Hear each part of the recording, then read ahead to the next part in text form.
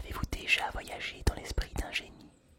Laissons les idées tourbillonner, comme le mouvement de la vis aérienne, imaginé par Léonard de Vinci. C'est sans doute dans ce mouvement, voué à l'envol, que peut-être irons-nous à la rencontre du génie. Léonard a vécu les 3 dernières années de sa vie au château du Clos Lucé, dans cette demeure. Il suffit de fouler le sol, d'observer la demeure qui baigne dans le chant universel des oiseaux, dans la lumière blanche du soleil que caresse la vis rotative à la lueur du matin. Essayons d'observer avec les yeux de Léonard, essayons de ressentir l'espace avec son corps, essayons de retrouver le regard du génie. Ce regard qui cherchait à voir toujours plus loin, à analyser les formes, les textures, la profondeur, à comprendre le mouvement des éléments, leur force intérieure. Aujourd'hui, il est possible de consulter les codex de Léonard. Ce sont de véritables ressources d'information, carnets secrets qu'il a écrits de manière cryptographiée et spéculaire. Léonard était gaucher, il écrivait de droite à gauche, de sorte que l'on ne pouvait lire ses notes qu'en utilisant un miroir. Alors, plongeons dans le miroir. Retrouvons le génie. Léonard a vu pour la première fois la lumière du monde à Vinci le 15 avril 1452. Il a saisi cette lumière du bout de ses doigts d'enfant. Les yeux de la Joconde parlent d'eux-mêmes. Un contour enveloppé, des couleurs adoucies qui permettent aux formes de se perdre les unes dans les autres. C'est le sfumato. C'est dans cette chambre que l'âme de Léonard s'est envolée le 2 mai 1519. La peinture d'Ingres qui montre François Ier recevant les derniers soupirs de Léonard n'est qu'une interprétation du récit de Vasari, historien de l'art à qui l'on doit une biographie de Léonard de Vinci. Le roi de France était ce jour-là au château de Saint-Germain-en-Laye quand Léonard s'est éteint. Peut-être son esprit a-t-il vogué à travers la pièce jusqu'à la fenêtre pour voler vers le château d'Amboise, résidence de François Ier. Laissons à nouveau notre regard flotter dans l'air et embrasser l'espace. Pour Léonard, il fallait explorer le monde visible avec toute la pénétration dont il est capable. L'œil de Léonard, avant de passer par les mots, par le savoir livresque, passait par la nature. Tout dans la nature éveillait sa curiosité. Il s'intéressait au mouvement des vagues et des courants. Il a analysé le vol des oiseaux et des insectes en imaginant des machines volantes. Mais son regard allait plus loin encore, jusqu'à interroger la forme des rochers, la texture des nuages, la croissance des arbres, la circulation de la sève dans leurs troncs. Léonard observait toute chose vivante.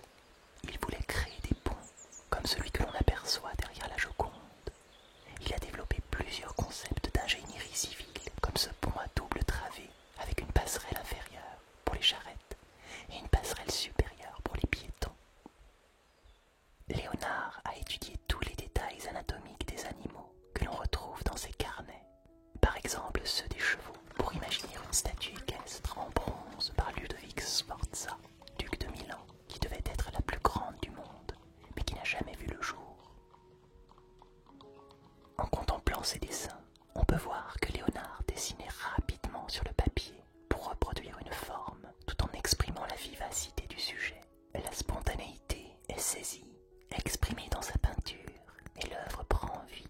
L'œuvre de Léonard est vivante. Il se représente la terre comme un être vivant.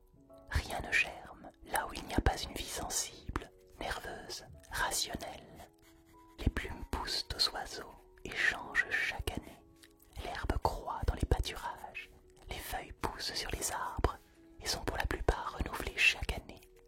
Léonard a étudié jusqu'au mouvement des chats, au Clos Lucé, jusqu'à la fin de sa vie. Il admirait leur souplesse, leur dynamique. Plus le regard pénètre les esquisses, plus l'aspect physique du chat devient concret, ses muscles, ses courbures, et il est facile de percevoir ses mouvements. Léonard arrive au Clos Lucé avec dans ses bagages 3 de ses chefs-d'œuvre, la Joconde, la Sainte-Anne et Saint Jean-Baptiste. Saint Jean-Baptiste surgit de l'obscurité et nous invite à découvrir la lumière, à lever les yeux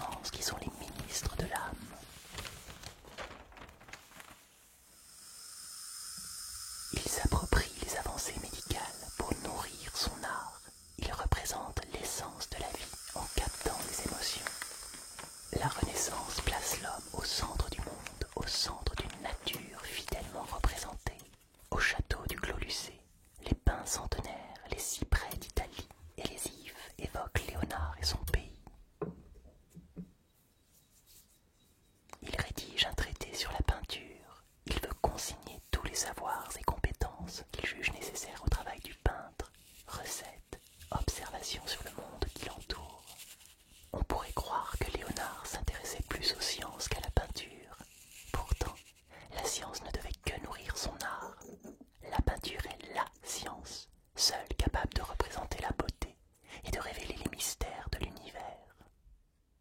Il utilise deux techniques, un mélange de pigments et d'œufs qu'il tient de Verrocchio, et la peinture à l'huile pour un rendu des matières et une transparence des carnations.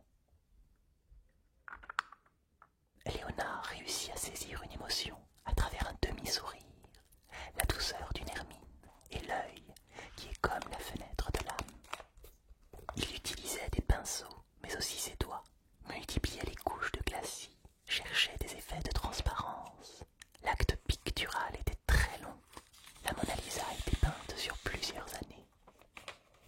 Léonard voulait représenter une dynamique universelle, une force motrice qui engendre la vie. Offrir sa plume à la lumière, cette lumière mystérieuse, tantôt brumeuse, tantôt diaphane, et laisser son regard aller au cœur des choses en créant des liens. Aujourd'hui, les peintures de Léonard sont plus qu'un testament. Elles offrent une manière de s'offrir au mouvement du monde. Malgré le caractère éphémère des choses, la lumière de l'esprit est restée et le regard du peintre semble éternel et nous invite à inventer de nouvelles possibilités pour les générations à venir.